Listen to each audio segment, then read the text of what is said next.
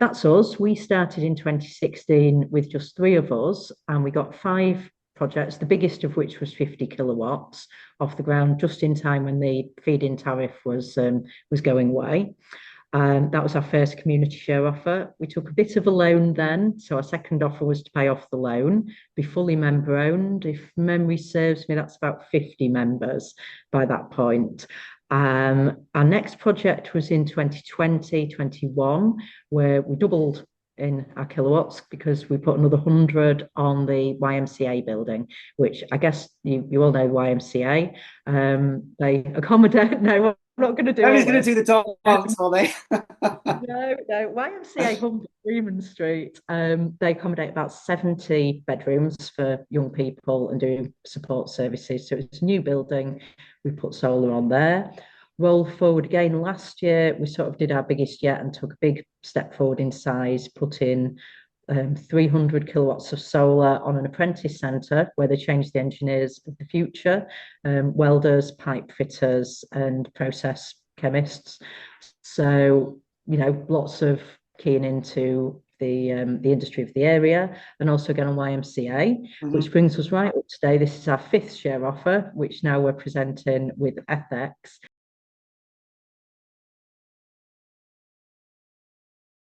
Step one, we've been working on this for a while. So we took a bridging loan and we got the catch systems on two buildings. One's the welding and pipe fitting hub, and the other's the scaffolding hub. So useful trades. We've got a total of 106 kilowatts of solar on those buildings, and we've paid off part of the loan. But step one, if we raise our minimum of 99,000, will be to completely pay off that loan. So it's a practice that we've used for a few years to get our project started on time, and also to say to people, look, this is happening. We've got our first one done. So that's step one. Step two is the hospice. We've also got a business centre lined up that helps local startups and entrepreneurs. That's step two, the ones that can name today. And then step three, if we keep fundraising, we've got a pipeline. So we had one organisation sign up yesterday. So we're looking for the grid connection and to come to contract with them. And we've got another organisation. So that was 96 kilowatts of solar for a care home. And we've got another one where they're inquiring where it's accommodation for NHS workers on one floor. And again, a sort of care home, step down from hospital, avoid bed blocking, that kind of centre. So it's close to the hospital.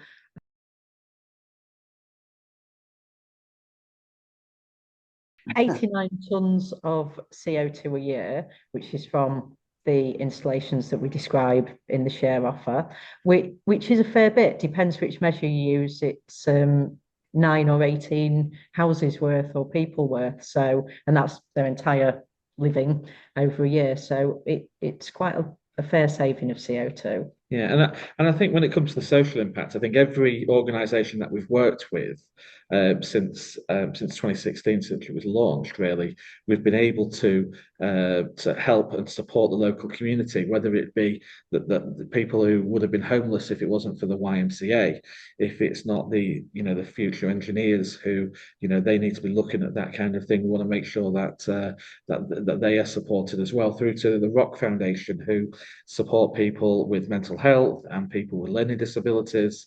And then moving forward onto this share offer, where we're looking at St Andrew's Hospice, which I mean, everyone knows what a hospice is. They provide end of life support for people. The one in Grimsby. Not only does it help and support adults, but they also have Andes, which supports children who are in at the end of their lives, and that just is so difficult when the hospice only gets 20% funded from the government, and they have to raise 80% of their own money every month to keep on going. And I think not only if our solar panels that we're going to put on can help them reduce their CO2, it's also going to help them to save money. And I think that is really, really important to them so they can continue supporting the people who desperately need the hospice.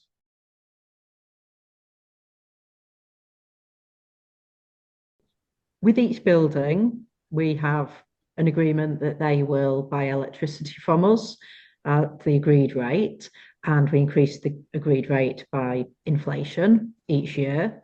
So that is the first source of income, and that's fairly secure on both sides because the hospice or the apprentice centre knows in 15, 20, even 25 years, this portion of our electricity, that's how much we will pay. And we also say to them in the unlikely event that grid electricity becomes cheaper, say if they actually manage to build a nuclear power station sometime in the next 25 years, or some miraculous technology happens, we will match the price. So they know that they can't lose.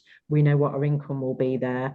And we've got experience from 9 years trading now to know that our percentages and our estimates work out right. There is a risk there if they shut down and the building was empty and there's no one to use electricity. That is a risk. The more sites we have, the lower that risk on any one individual site. And it's not one that we can particularly control other than by spreading and having more sites. Second source of income is the electricity that the site does not use. We sell that to an organisation such as Good Energy, Octopus, or some others. And we're also exploring arrangements to sell it to nearby factories if we can cut out the middle person there. Don't know if that will work. Watch this space. So we manage risk on that because the market goes up and down by a factor of tenfold, literally. Powell will verify that we put a very conservative figure in, and we've already had our renewal, and it's somewhat more than the pennies that we put in. Not more, not a lot, but more. So we use conservative figures in there in case we don't make as much money as we expect. And there's also some smaller sources of income where we claim other payments for electricity where we can. So once we've paid for the insurance, the maintenance, the admin, the guy who checks the meters twice a month to see that nothing's amiss, and all of the other operating costs that we need to pay, our calculations show that we will make a profit each year. After that profit, we need to pay interest to our members, as we've indicated. And once the interest has been paid, we still have some profit. We also need to account for depreciation. Obviously, each year goes by, your solar panels are worth a little less till at the end of the life, on paper at least, they're worth nothing. So we've worked this out as we go through time. There will be enough money to pay the interest every year and pay the capital back to members.